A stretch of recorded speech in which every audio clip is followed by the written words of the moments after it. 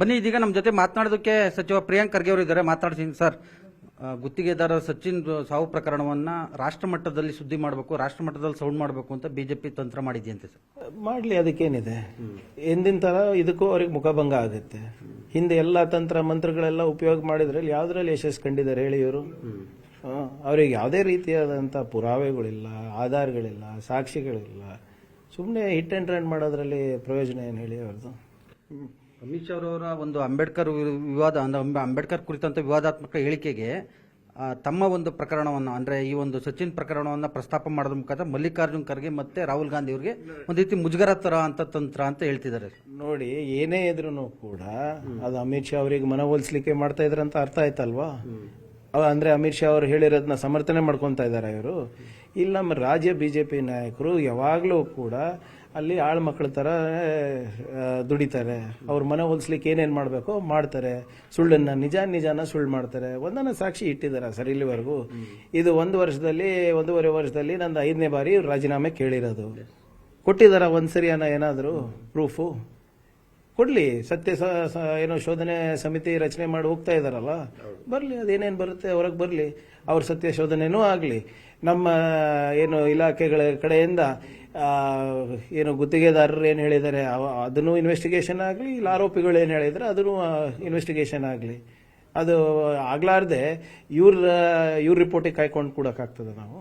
ಹಿಂದೆ ಈಶ್ವರಪ್ಪ ಪ್ರಕರಣ, ಈಶ್ವರಪ್ಪ ಅವರ ಗ್ರಾಮೀಣಾಭಿವೃದ್ಧಿ ಸಚಿವರಾದಂತಹ ಸಂದರ್ಭದಲ್ಲಿ ಇದೇ ರೀತಿ ಪ್ರಕರಣ ನಡೀತು. ಅವ್ರ ನೈತಿಕತೆ ಹೊಣೆ ಹೊತ್ತು ರಾಜೀನಾಮೆ ಕೊಟ್ಟರು. ಈಗ ಪ್ರಿಯಾಂಕ್ ಖರ್ಗೆ ಅವರು ಮೀನಾಮೇಷ ಎಣಿಸ್ತಾ ಇದ್ದಾರೆ ಅಂತ ಬಿಜೆಪಿ ನಾಯಕರು ಟೀಕೆ ಸರ್. ಮೊದಲನೇದಾಗಿ ಬಿಜೆಪಿ ನಾಯಕರಿಗೆ ಆ ಪತ್ರ, ಈಶ್ವರಪ್ಪ ಅವರ ಪತ್ರ ಮತ್ತೆ ಇಲ್ಲಿ ಇವತ್ತಿನ ಬೀದರ್ ಗುತ್ತಿಗೆದಾರರು ಬರೆದ ಪತ್ರ ಸ್ಪಷ್ಟವಾಗಿ ಓದಕ್ಕೆ ಹೇಳಿ. ಕನ್ನಡದಲ್ಲಿರೋದು. ಕನ್ನಡ ಬರುತ್ತಾ ಇಲ್ಲ ಇವರಿಗೆ? ಅಲ್ಲಿ ನೇರವಾಗಿ ಬಿಜೆಪಿ ಕಾರ್ಯಕರ್ತಾನೇ ಈಶ್ವರಪ್ಪ ಅವರ ಆದೇಶ ಮೇರೆಗೆ ನಾನು ಕೆಲಸ ಮಾಡಿದ್ದೆ, ಅವ್ರಿಗೆ ನಂಬ್ಕೊಂಡು ನಾನು ಮಾಡಿದ್ದೆ ಅಂತ ಹೇಳಿರೋದು. ಹೌದಾ ಇಲ್ಲ?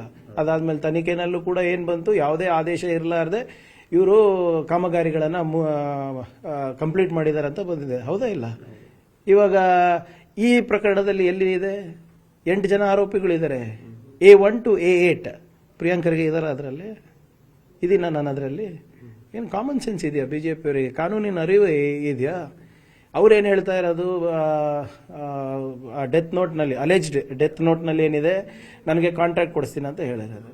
ಇಲ್ಲಿ ಆರೋಪಿಗಳೇನು ಹೇಳ್ತಾ ಇದ್ದಾರೆ, ಹೌದು ನಾವು ಬ್ಯಾಂಕ್ ಟ್ರಾನ್ಸಾಕ್ಷನ್ ಮಾಡಿರೋದು ನಿಜ, ಅವ್ರಿಗೆ ಯಾವುದೋ ಕಾಂಟ್ರಾಕ್ಟ್ ಸಿಗ್ತಾ ಇದೆ, EMD ಭರಿಸ್ಲಿಕ್ಕೆ ಅಂತ ನಾವು ಕೊಟ್ಟಿರೋದು. 2 ತನಿಖೆ ಆಗಲಿ. ಯಾರು ಬೇಡ ಅಂದಿದ್ದಾರೆ?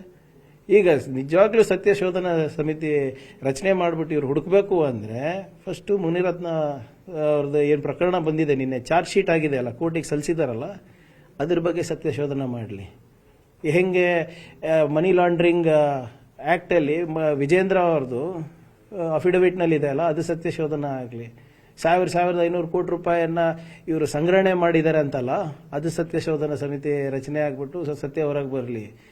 ಅಪ್ಪಾಜಿ ಅವರು ಪಾಕ್ಸ್ಕೋ ಕೇಸ್ ಇದೆ ಅಲ್ಲ, ಅದ್ರ ಬಗ್ಗೆ ಸತ್ಯ ಶೋಧನಾ ಸಮಿತಿ ಆಗಲಿ. CT ರವಿ ಅವ್ರು ಏನ್ ಹೇಳಿದ್ದಾರೆ ಅದ್ರ ಬಗ್ಗೆ ಸತ್ಯ ಶೋಧನಾ ಮಾಡಲಿ. ಏನಾಯ್ತು, ಇವ್ರು ವಕ್ಫ್ದೆಲ್ಲ ಮಾಡ್ತಿದ್ರು ಅಂತ ಹೇಳಿದ್ರಲ್ಲ, ಏನಾಯ್ತು? ಯಾಕಲ್ಲೇ ಬಿಟ್ಬಿಟ್ರು? ಡೆತ್ ನೋಟ್ ನಲ್ಲಿ ಬಿಜೆಪಿ ನಾಯಕರ ಹತ್ಯೆಗೆ ಸಂಚು ರೂಪಿಸಿತ್ತು ಅನ್ನೋದನ್ನು ಕೂಡ ಉಲ್ಲೇಖ ಆಗಿದೆ.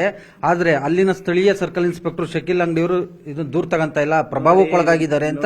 ನಿನ್ನೆನೆ ಕೂಡ ಇದ್ರ ಬಗ್ಗೆ ನಾನು ಹೇಳಿದ್ದೀನಲ್ಲ, ಇವರು ಬಿಜೆಪಿ ಅವರಿಗೆ ಕಾನೂನಿನ ಅರಿವಿಲ್ಲ, ಸಂವಿಧಾನದ ಅರಿವಿಲ್ಲ. ಬಹಳ ಸ್ಪಷ್ಟವಾಗಿ ಆ ಅಧಿಕಾರಿ ಏನ್ ಹೇಳಿರೋದು, ಸರ್ ಇದು ನಾನ್ ಕಾಗ್ನಿಸಬಲ್ ಇದೆ, ಇದಕ್ಕೆ ಕೋರ್ಟಿಂದ ಆದೇಶ ಬರಬೇಕು, ನೀವೇ ಹೋಗಿ ತರಬೇಕು, ನಾನ್ ಮಾಡ್ಲಿಕ್ಕೆ ಆಗೋದಿಲ್ಲ ಅಂತ ಹೇಳಿರೋದು. ಇನ್ನು ಅದು ಇಲ್ಲಿಗಲ್ಲ.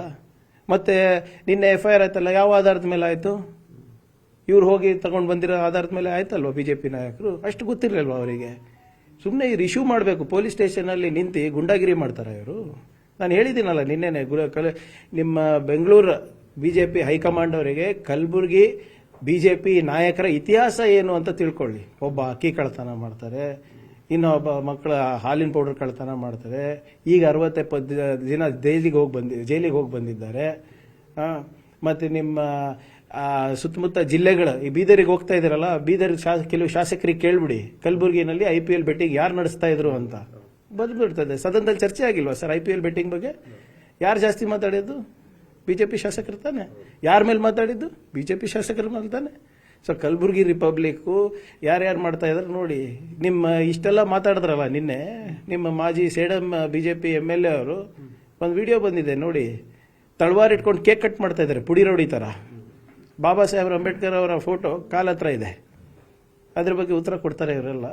ಕಲಬುರಗಿ ರಿಪಬ್ಲಿಕ್ ಅಂತ ಹೇಳ್ತಾರಲ್ಲ, ಮಾಡ್ತಾ ಇರೋದು ಪ್ರಯತ್ನ ಯಾರು?